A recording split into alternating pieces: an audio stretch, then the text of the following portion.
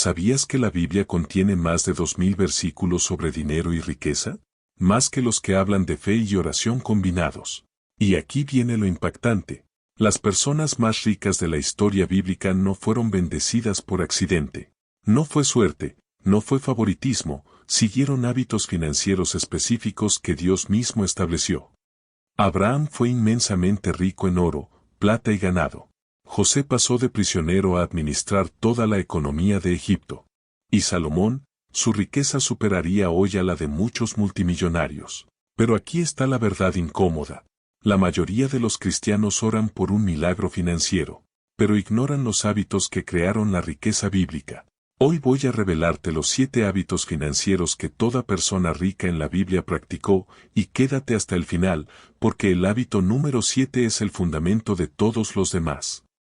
El primer hábito que separó a los grandes constructores de riqueza bíblica del resto de las personas fue este.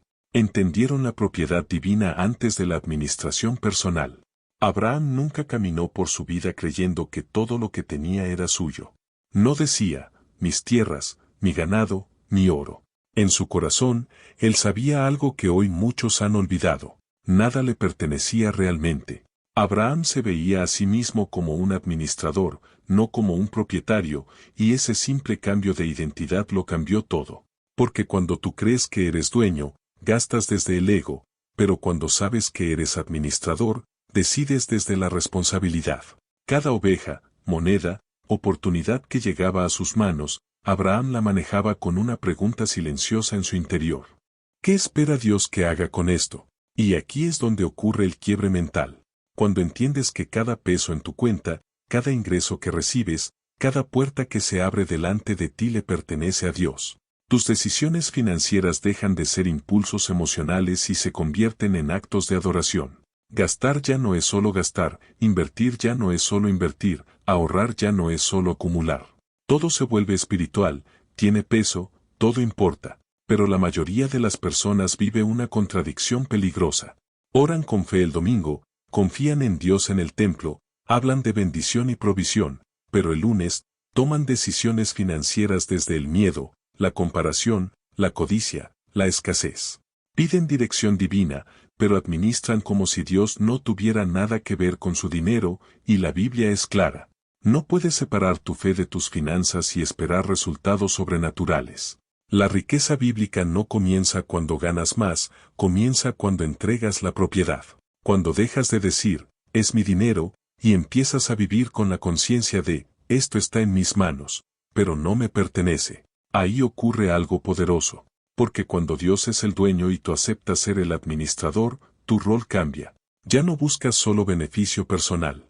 Buscas fidelidad, orden, propósito, y cuando Dios encuentra a alguien que administra bien lo poco, no duda en confiarle mucho. La riqueza bíblica empieza aquí, no en la cantidad, sino en la postura del corazón. Primero entregas la propiedad, luego aceptas la responsabilidad, y entonces, Dios se encarga de la multiplicación. José no llegó a la cima por contactos, palancas ni suerte. No tenía apellido influyente, riqueza heredada, acceso al poder. Tenía algo mucho más valioso, visión otorgada por Dios. José entendió algo que la mayoría ignora: la planificación correcta no es humana, es espiritual. Mientras todos en Egipto vivían el día a día, celebrando las cosechas, gastando como si la abundancia fuera eterna, José estaba pensando 7 años hacia adelante. No porque fuera pesimista, tuviera miedo, sino porque Dios le mostró lo que venía. Aquí hay una verdad que incomoda. La mayoría de las personas toma decisiones financieras basadas únicamente en lo que puede ver hoy. Su salario actual, su situación actual, su emoción del momento. Pero José no planificó desde la realidad presente, planificó desde la revelación futura. Cuando Dios te da visión, empiezas a tomar decisiones que otros no entienden. Mientras unos gastaban, Él almacenaba; mientras unos celebraban, Él organizaba; mientras unos vivían sin estructura, Él construía sistemas. Y esa planificación no solo salvó a Egipto, lo posicionó a Él como líder. Porque la prosperidad bíblica no es acumular por acumular, es prepararse para ser útil cuando otros colapsan. José no guardó grano solo para sobrevivir, lo guardó para convertirse en bendición en medio de la crisis. Aquí está el principio clave. La verdadera prosperidad no se basa únicamente en lo que hoy tienes en las manos, sino en que estás construyendo con eso para mañana. Cuando planificas con sabiduría divina, ya no decides solo para cubrir necesidades inmediatas, decides para sostener temporadas completas, pensando en tu familia, tu futuro, tu propósito, en las crisis que otros no están viendo. La sabiduría humana ve el ahora, la sabiduría divina ve el ciclo completo, y cuando aprendes a planificar con Dios, tu vida financiera deja de reaccionar a las circunstancias y empieza a anticiparlas. José nos enseña esto. No esperes a que llegue la escasez para organizarte, no esperes a que todo se complique para planificar. Planifica cuando todo va bien, prepárate cuando nadie más lo está haciendo. Porque los que piensan con visión divina hoy, serán los que sostengan a muchos mañana. Salomón no construyó su riqueza haciendo lo mínimo necesario. No levantó el reino más próspero de su tiempo con atajos, descuidos ni mediocridad.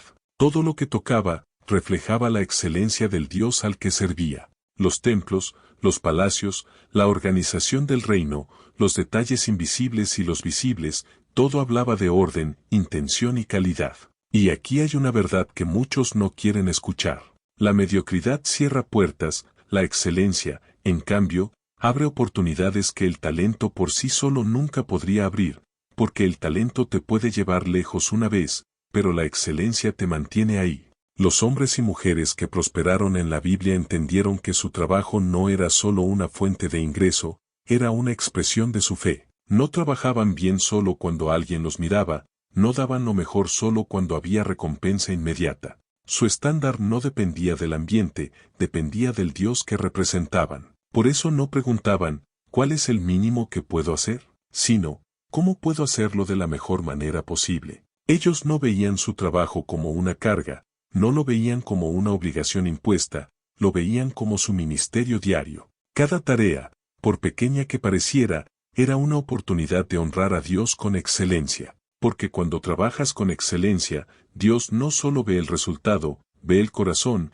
y ese corazón excelente atrae promoción, atrae favor, atrae oportunidades que otros nunca reciben. La Biblia lo deja claro. El diligente será puesto delante de reyes, no por suerte, no por favoritismo, sino porque la excelencia siempre llama la atención del cielo y también la de la tierra. Si quieres prosperidad bíblica, deja de separar tu fe de tu trabajo, haz de tu trabajo una ofrenda, de tu esfuerzo, un reflejo de tu Dios. Porque cuando trabajas con excelencia constante, Dios se encarga de abrir puertas que nadie puede cerrar. José guardó el 20% de toda la cosecha, y no lo hizo por miedo, por inseguridad, porque desconfiara del futuro, lo hizo por visión. Porque la sabiduría divina no te prepara solo para disfrutar la abundancia, te prepara para sostenerte cuando la abundancia se va. Mientras muchos celebraban los años buenos, José entendía algo esencial. La prosperidad no es permanente si no hay disciplina.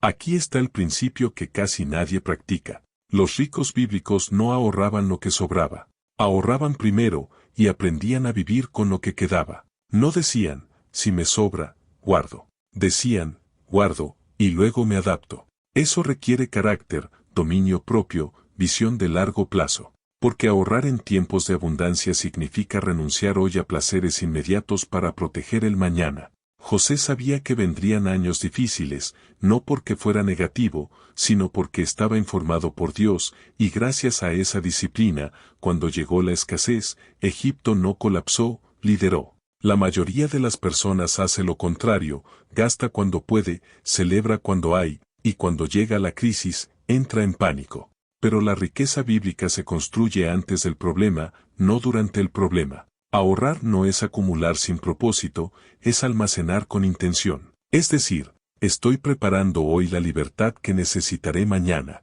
Porque la disciplina financiera no se siente bien al inicio, pero la libertad que produce se siente mejor que cualquier gasto impulsivo. Disciplina hoy, libertad mañana. Ese fue el secreto de José, y sigue siendo el secreto de todo el que quiere prosperidad duradera. Abraham nunca prosperó en solitario, su riqueza no fue un logro aislado, fue un movimiento colectivo. Todo el que caminó con Abraham, creció con Abraham. Sus pastores, su familia, sus aliados, Todos fueron bendecidos por la abundancia que Dios puso en sus manos, porque Abraham entendía algo que muchos pasan por alto. La prosperidad bíblica no está diseñada para vivirse solo, el aislamiento limita, reduce perspectivas, frena el crecimiento, pero las relaciones correctas multiplican. Multiplican recursos, oportunidades, visión. Los grandes hombres y mujeres de la Biblia no solo acumulaban riqueza.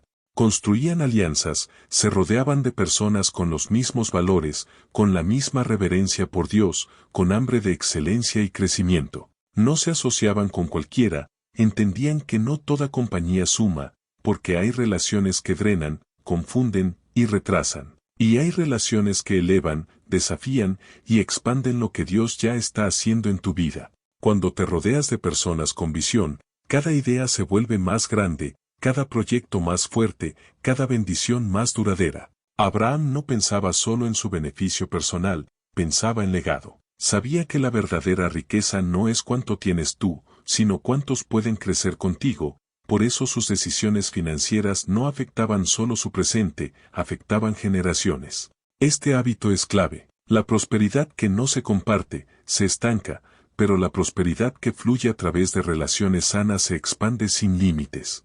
Si quieres multiplicación, revisa tu círculo. Rodéate de personas que honren a Dios, respeten la visión y caminen contigo hacia algo más grande. Porque cuando Dios bendice a alguien con mentalidad de pacto, esa bendición nunca se queda en un solo lugar. Abraham diezmó, no por obligación, no por presión, sino por reconocimiento. Reconocimiento de que todo lo que tenía provenía de Dios. Salomón ofreció en abundancia. Sus ofrendas fueron tan grandes que requirieron celebraciones completas para presentarlas. Y Job fue conocido en toda su región no por lo que acumuló, sino por cuanto dio. Estos hombres entendían algo que el sistema del mundo todavía no comprende. Dar no reduce la riqueza, la multiplica, porque la riqueza bíblica no se mide solo en cuanto entra, sino en cuanto puede fluir a través de ti. La generosidad es el lenguaje de la abundancia. La escasez se aferra, la abundancia confía. Cuando das con libertad, estás declarando algo poderoso en el mundo espiritual. Mi seguridad no está en el dinero, está en el Dios que lo provee. Y eso requiere fe, porque dar cuando sobra es fácil, pero dar con intención, con visión, dar aún cuando podrías guardar más, eso transforma el corazón. La generosidad no es una pérdida, es una siembra. Cada acto de dar es una semilla colocada en tierra fértil espiritual, y ninguna semilla auténtica queda sin cosecha. Por eso los hombres más prósperos de la Biblia nunca fueron avaros, acumuladores compulsivos. Fueron canales por donde Dios podía hacer pasar recursos, sabiendo que no se quedarían estancados, y aquí está la clave que muchos ignoran. Dios no confía más recursos a quien solo piensa en sí mismo, confía más a quien ha demostrado que puede bendecir a otros. Por eso Abraham fue bendecido, por eso Job fue restaurado, por eso Salomón recibió más de lo que podía imaginar. Porque probaron con sus actos que el dinero no los poseía a ellos, la generosidad extrema no empobrece, libera. Libera del miedo, de la codicia, del apego, y cuando tu corazón es libre, Dios puede confiarte riquezas que trascienden generaciones. Este es el hábito que sostiene a todos los demás. El cimiento invisible sobre el que se construye toda riqueza bíblica auténtica. Buscar a Dios antes de cada gran decisión, no después, cuando todo sale mal. Antes de invertir, de mudarse, de firmar un contrato, de asociarse con alguien. Los hombres y mujeres que prosperaron en la Biblia no confiaban solo en su criterio, ni en su experiencia, su intuición humana. Confiaban en la dirección divina, porque entendían una verdad innegociable. La sabiduría humana tiene límites, pero la sabiduría de Dios no tiene fronteras. Abraham no caminó a ciegas hacia la tierra prometida, cada paso fue dirigido, cada movimiento fue estratégico, cada decisión fue obediente. José no interpretaba sueños por habilidad personal, él mismo lo dijo. Las interpretaciones pertenecen a Dios. Y Salomón no pidió riqueza, pidió sabiduría, y esa sabiduría sobrenatural lo llevó a tomar decisiones financieras, políticas y estratégicas que nadie más podía ver. Aquí está lo que los diferencia del resto. Ellos tenían acceso a información que ningún analista económico podía ofrecer. Recibían advertencias antes de las crisis, dirección antes de las oportunidades, claridad antes de los errores. Mientras otros reaccionaban al mercado, ellos se adelantaban, porque cuando Dios dirige tus decisiones, no solo eliges bien, eliges en el tiempo correcto. Este hábito es el que activa todos los demás. La administración sin dirección divina se vuelve estrés, la planificación sin Dios se vuelve ansiedad, la excelencia sin propósito se vuelve desgaste, la generosidad sin guía se vuelve emocional, pero cuando Dios dirige, todo se alinea. Y aquí está la invitación final de este hábito. No tomes decisiones importantes solo, no confíes únicamente en números, opiniones o tendencias, detente, pregunta, escucha. Porque una sola decisión tomada con dirección divina puede ahorrarte años de esfuerzo, o abrirte puertas que jamás podrías forzar. La riqueza bíblica no se construye corriendo, se construye obedeciendo, y cuando Dios dirige tu camino,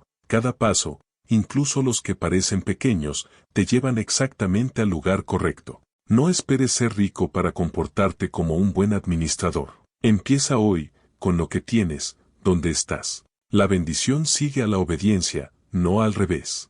Cuando dominas estos 7 hábitos, no solo cambias tu cuenta bancaria, te conviertes en la clase de persona a la que Dios puede confiar recursos que impactan generaciones. Tu decisión empieza ahora.